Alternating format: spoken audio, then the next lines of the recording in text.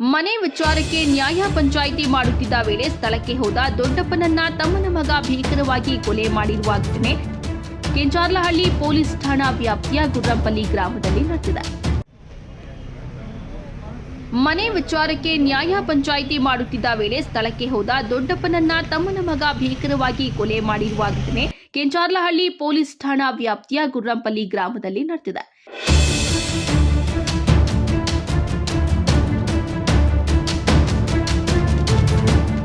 ಕೊಲೆಯಾದ ವ್ಯಕ್ತಿಯನ್ನ ಗುರ್ರಂಪಲ್ಲಿಯ 66 ವರ್ಷದ ನಾರಾಯಣಸ್ವಾಮಿ ಕೆಎಲ್ ಎಂದು ಗುರುತಿಸಲಾಗಿದೆ.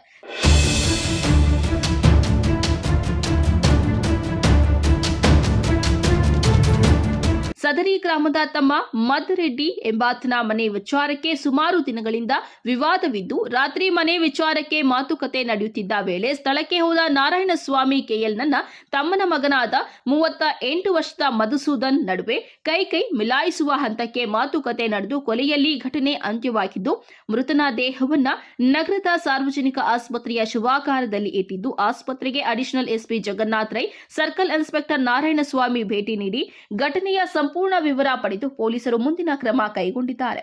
ಇನ್ನು ತಮ್ಮ ಮದ್ದಿರೆಡ್ಡಿಯನ್ನ ಪೊಲೀಸರು ವಶಕ್ಕೆ ಪಡೆದಿದ್ದು, ತಮ್ಮನ ಮಗ ಮಧುಸೂದನ್ ಪರಾರಿಯಾಗಿರುವ ಬಗ್ಗೆ ಘಟನೆಯಲ್ಲಿ ವರದಿಯಾಗಿದೆ.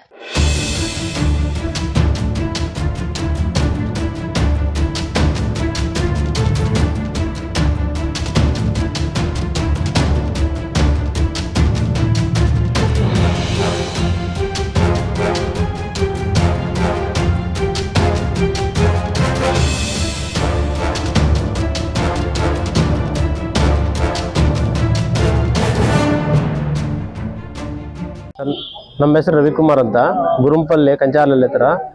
ನಾವು ಬೋರ್ವೆಲ್ ಏಜೆಂಟ್ ಅವರು, ನಾರಾಯಣಸ್ವಾಮಿ ಅವರು. ನಮಗೆ ಯಾವುದೋ ಚಿಕ್ಕದು ಮನೆ ಬಗ್ಗೆ ಸ್ವಲ್ಪ ಕಿರಿಕಿರಿಗಳು ನಡೀತು. ಅದರಿಂದ ಅವಾದ ಶಬ್ದಗಳಿಂದ ಮಾತನಾಡಿಸಿ ಹಿಂದೆ ಬಂದು ಹೊಡೆದು ಗೇಟ್ ತಲ್ಲಿ ನಮ್ಮ ತಂದೆಯವರು ಕೆಳಗಡೆ ಬಿದ್ದು ತೀರೋಗಿದ್ದಾರೆ. ಹೊಡೆದವ್ರಿಗಂದ್ರೆ ನಮ್ಮ ತಮ್ಮನ ಮಗ ಅಂದ್ರೆ ನಮ್ಮ ಚಿಕ್ಕಪ್ಪನ ಮಗನೇ. ಅವನಿಗೆ ಸ್ವಲ್ಪ ಇದು ಮಾಡಿಸ್ಬೇಕು. ಈಗ ಮನೆಗೂ ಆವಾಗ ಅಂದ್ರೆ ಬೇರೆಯವ್ರದ್ದಿತ್ತು.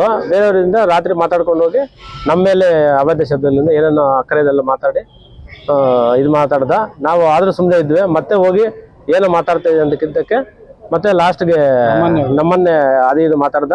ಅದಕ್ಕೆ ಏನು ಮಾತಾಡೋದಂತ ಹೋಗಿದ್ದಕ್ಕೆ ಈ ತರ ರಾಡಲ್ಲಿ ಹಾಕಿ ಮತ್ತೆ ಗೇಟ್ ತಳ್ಳಿಬಿಟ್ಟು ನಮ್ಮ ತಂದೆಯವರು ಅಲ್ಲೇ ಬಿದ್ದು ತೀರೋಗಿದ್ದಾರೆ. ಅದನ್ನೇ FIR ಹಾಕ್ಸಿ ಕಾನೂನು ಕ್ರಮ ಕೈಗೊಳ್ಬೇಕು ಅಂತ, ನ್ಯಾಯ ಕೊಡಿಸಿ ಅಂತ.